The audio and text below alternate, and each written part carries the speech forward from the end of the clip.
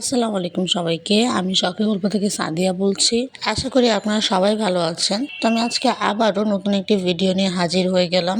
আজকে আমি কোনো রকম ভাবে রেসিপির ভিডিও দেখাবো না। আজকে আমি দেখাবো ফ্রোজেন করার পদ্ধতি, যা আপনাদের রোজার মাসে অনেকটাই সাহায্য হবে। আমি আজকে 5টা জিনিস ফ্রোজেন করে দেখাবো। তো আমি এখানে প্রথমেই নিয়ে নিলাম ধনিয়া পাতা। ধনিয়া পাতাটিকে আমি প্রথমেই ধুয়ে কুচি কুচি করে কেটে নিয়েছি। তারপর আমি একটি জি ব্লক ব্যাগে রেখে দিয়েছি। আপনারা চাইলে যে কোনো পলিথিন ব্যাগেও রেখে দিতে পারেন। জি ব্লক ব্যাগে বা পলিথিন ব্যাগে কিন্তু বেশি করে ভরবেন না, এতে করে কিন্তু ধনিয়া পাতাটি জমে যেতে পারে। যদি একটু জায়গা থাকে তাহলে কিন্তু ধনিয়া পাতাটি একদম ঝরঝরা থাকবে। তো এই তো আমার ধনিয়া পাতাটি ফ্রোজেন করা হয়ে গিয়েছে। আমি এখন সিমের বিচিটি ফ্রোজেন করে নিব। তবে এখানে প্রথমেই 2 থেকে 3 ঘন্টার জন্য সিমের বিচিটি ভিজিয়ে নিব।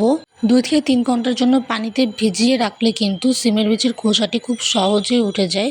আপনাদের একদমই কষ্ট হবে না। তো আমার এখানে খোসা ছাড়ানো হয়ে গিয়েছে। খোসা ছাড়ানোর পর আমি এখন এটিকে ভালো করে বলক উঠিয়ে নিব। তো বলক উঠানোর জন্য আমি একটি কড়াইয়ে অল্প পরিমাণের পানি, লবণ, হলুদ দিয়ে দিলাম। তারপর দিয়ে দেব সিমের বিচি। এটিকে আমরা ভালো করে বলক উঠিয়ে নামিয়ে নিব।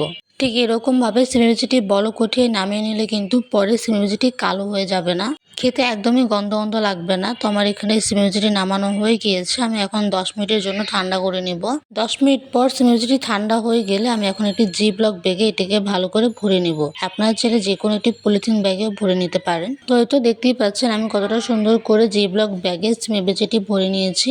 আপনারা কিন্তু চাইলে এরকম করে নিতে পারেন। এতে করে কিন্তু আপনাদের অনেকটাই সুবিধা হবে। শুধু রোজার মাস কেন, পুরো বছরে কিন্তু এরকম করে খেতে পারবেন আপনারা। তো আমার এখানে সিমের বিচিটি ফ্রোজেন করা হয়ে গেলে আমি এখন গাজরটিকে ফ্রোজেন করে নিব। তো এই তো আপনারা দেখতেই পাচ্ছেন আমি এখানে গাজরটিকে 2 ভাবে করে কেটে নিয়েছি।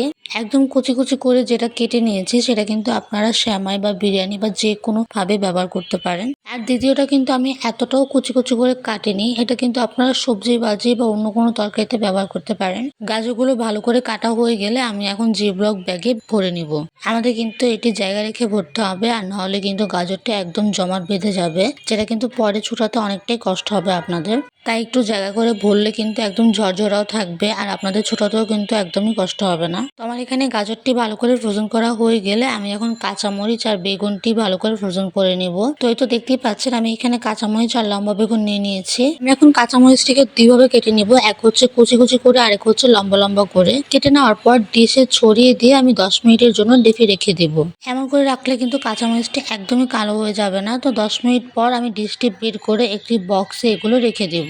আপনারা চাইলে কাঁচামরিচটি যে কোনো জি ব্লক ব্যাগেও রাখতে পারেন অথবা পলিথিন ব্যাগেও রাখতে পারেন, কোনো রকম সমস্যাই হবে না।